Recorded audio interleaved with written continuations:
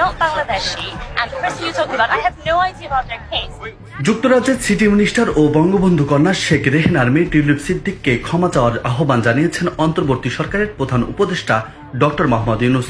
ঢাকায় সরকারি বাসভবন যমুনায় গত বৃহস্পতিবার ব্রিটিশ সংবাদ মাধ্যম সানডে টাইমসকে দেওয়া এক সাক্ষাৎকারে তিনি এ আহ্বান জানান।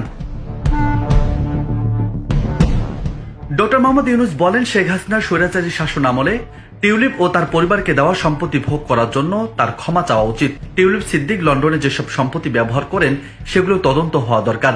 যদি প্রমাণিত হয় যে তিনি এসব সম্পত্তি সম্পূর্ণ ডাকাতির মাধ্যমে অর্জন করেছেন, তাহলে তা ফেরত দেওয়া উচিত। অর্থনীতিবিদ এবং শান্তিতে নোবেল পুরস্কার জয়ী ডক্টর মোহাম্মদ ইউনূস গত বছরের ৮ আগস্ট থেকে অন্তর্বর্তী সরকারের নেতৃত্ব দিচ্ছেন। তিনি সানডে টাইমসকে বলেন, ব্রিটিশ সরকারের ট্রেজারি ও সিটি মিনিস্টার হিসেবে আর্থিক দুর্নীতি মোকাবিলার দায়িত্বে থাকা টিউলিপ সিদ্দিকের লন্ডনের বাড়িগুলো অর্থ আত্মসাতের মাধ্যমে তৈরি করা কিনা তা তদন্ত হওয়া উচিত।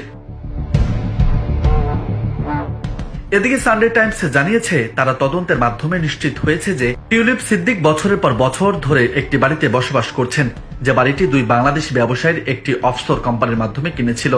অথচ এই ধরনের আর্থিক অসচ্ছলতা এড়াতে তিনি বারবার কথা বলতেন।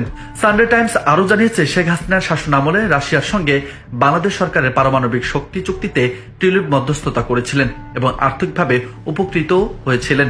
তার দুর্নীতির অভিযোগ তদন্ত করছে বাংলাদেশ দুর্নীতি দমন কমিশন, তবে টিউলিপ তার বিরুদ্ধে ওঠা দুর্নীতির অভিযোগগুলো অস্বীকার করেছেন। অন্যদিকে ডক্টর মোহাম্মদ ইউনূস আরো বলেছেন, তিনি যখন কাজটি করেছেন তখন হয়তো বুঝতে পারেননি, কিন্তু এখন তো বুঝতে পারছেন।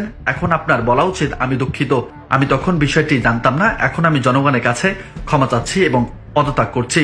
কিন্তু তা তিনি বলছেন না, বরং নিজেকে রক্ষার চেষ্টা করছেন।